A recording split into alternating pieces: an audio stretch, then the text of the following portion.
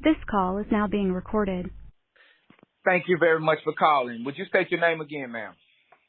Brenda Ewin, E-W-I-N. And what is your son's name? Charles Moore II. And are you okay with me recording this call? Yes, I am. Thank you. Can you tell us what happened when your son was arrested a few days ago?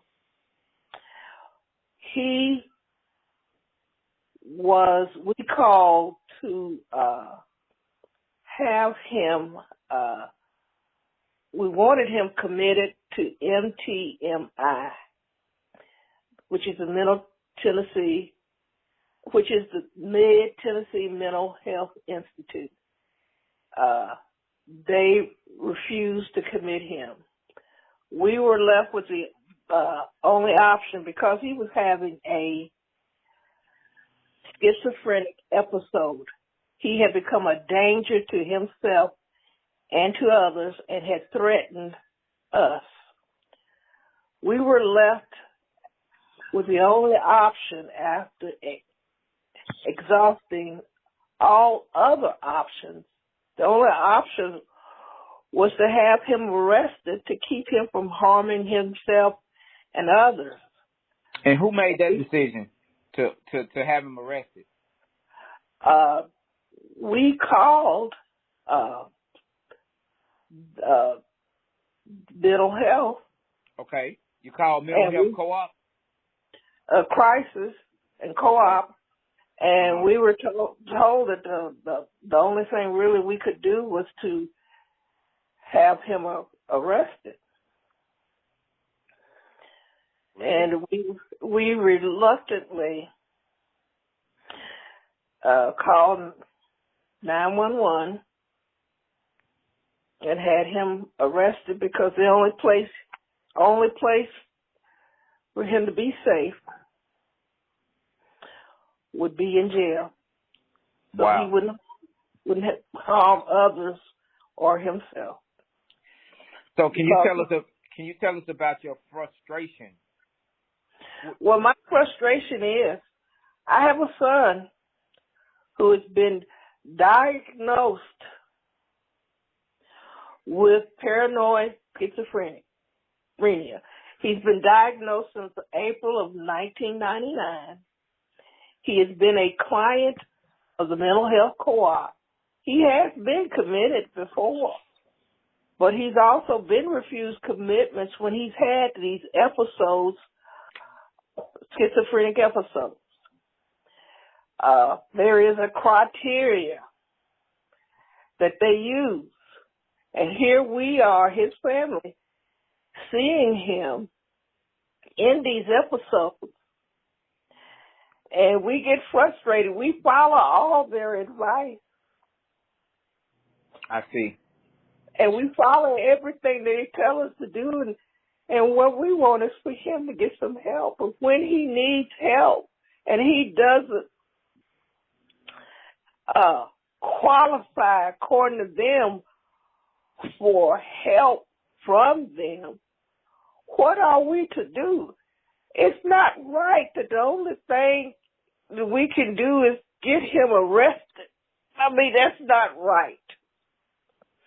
That there's nothing else you can do when you see your son obviously in a mentally unstable state. And the only thing you can do is have him arrested. That's not right. He needs psychiatric therapeutic help. He needs to be medicated.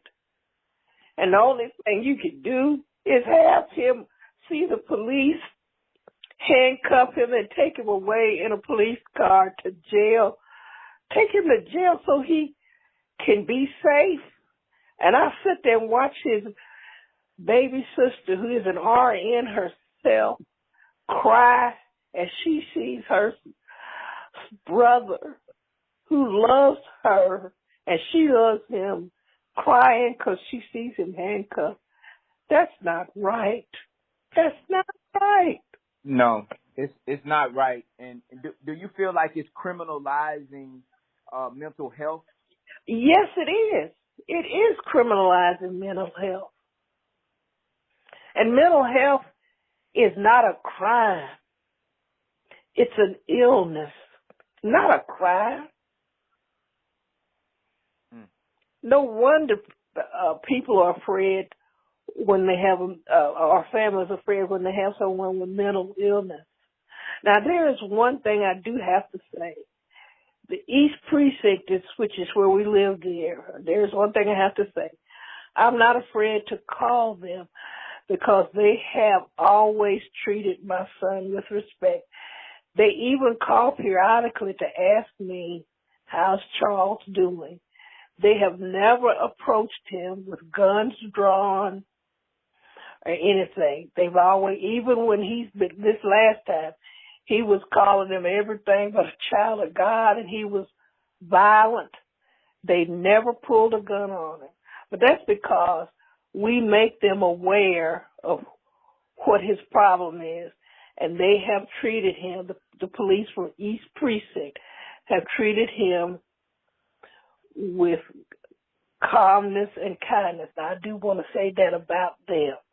I've never been afraid that they're going to shoot him.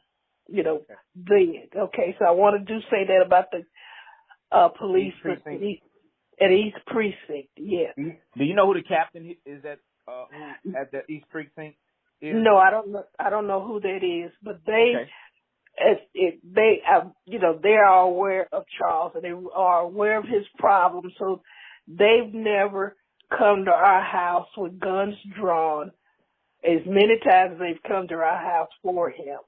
They've never come with guns drawn or anything, and they've treated him as they should. For they realize he has a mental illness. Yeah. So, and your son he's 41 years old, right? 42. Okay, he's 42. Yeah. Okay. No, you're right. 41. I'm sorry. Okay. Mm-hmm. And I just want to go on the record and say this to our audience of people who may listen to your concerns, our concerns, the Nashville Community Bail Fund, because this particular situation enhances or increases or magnifies what we are trying to say is that wealth-based detention is wrong. And in this case, it's not only wealth-based detention because he cannot afford a $2,000 bail, but it's also a mental health case that does not even have a bail. And as I look at Mr. Moore's record, he really doesn't have a long record in terms of just what I've seen. Yeah, and it looks like the last time that he might have gotten arrested was like sometime in it was September. Looks like September of yes. And that was a case of mistaken identity.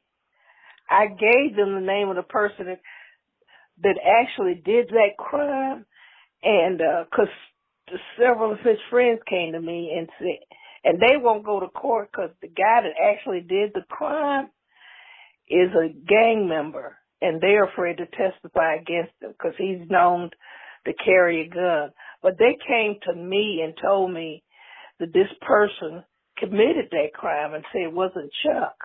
It's a case of him being, all of us look alike. And that's why, and Chuck was walking and he looked like the person, and that's why he got arrested for that. Oh, okay. Okay. Yeah. Okay. Yeah.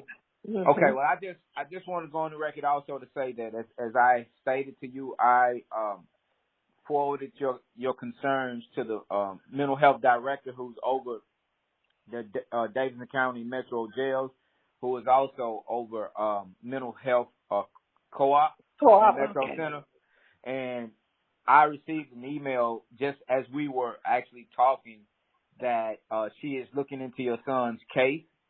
And as soon as I hear something back from her, I will I'll get back with you because I want to make sure that we coordinate any type of transition out of jail with you so that you will know exactly what's happening. All right?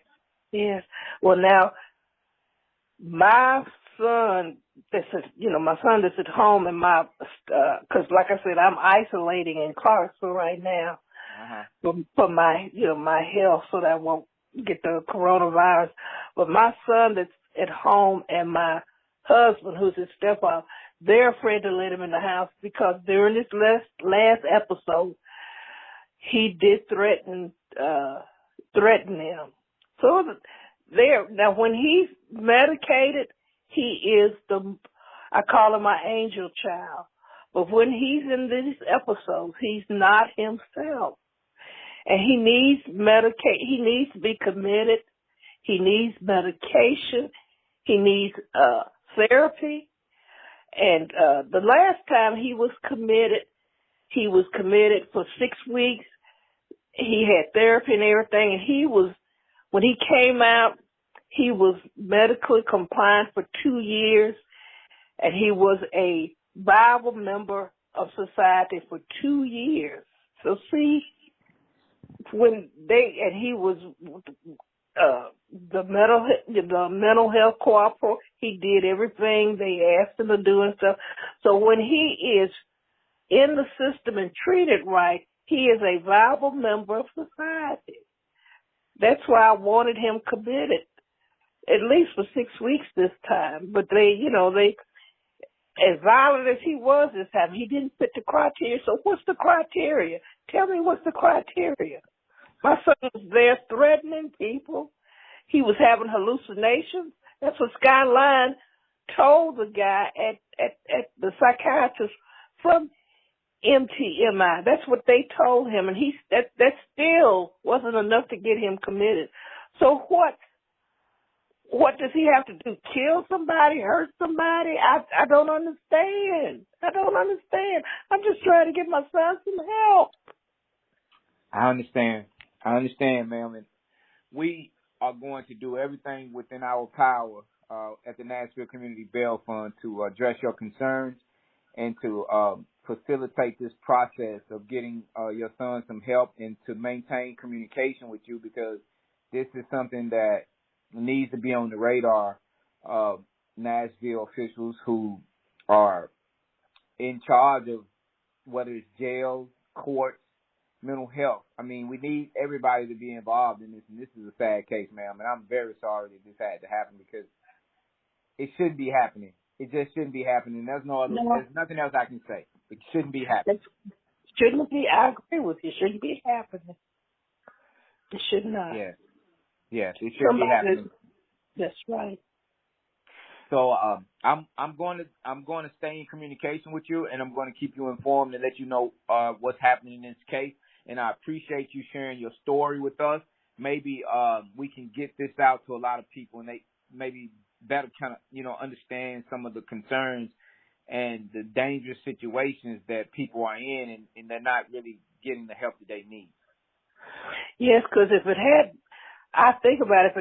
been some other policeman from other than the East Precinct, my son might be dead, but the East Precinct people are aware of him, realize the situation, and so they treated him, nicely. I have to say that. Well, they treated him. I'm glad to hear that. I'm really glad to hear that, because some people, Metro Police have really with a bad reputation with some people in the community. But in a case like this, it's encouraging to hear that Metro Police respond to it appropriately at the East Precinct. And I think that whoever the leadership is there and those who are executing policy, they're doing a great job, and I think they should be acknowledged, and I really appreciate you taking that note. That's why I wanted to make that, is that they've never come to my house with guns drawn or anything, and they've treated my son well. I want to make that, I want that clearly stated that they treated my son. And like I said, periodically, they do call my house and ask how Charles is doing. They do that. So whoever the captain is there, he's trained his men well. Okay. Well, thank you very, very much, and I'll be getting back with you, okay?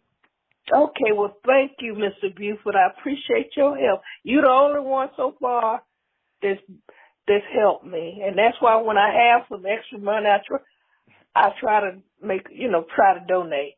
Well, It's not much. yeah, it's not much, but I yeah. try to donate to you guys. Yes, and we really, the Nashville Community Bail Fund really appreciates you, and we don't expect that, and just know that it's just enough to know that you feel like somebody is on your side, and if we.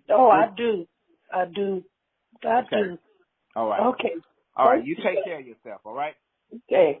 All right. Bye. Thank you. Mhm. All right. Bye.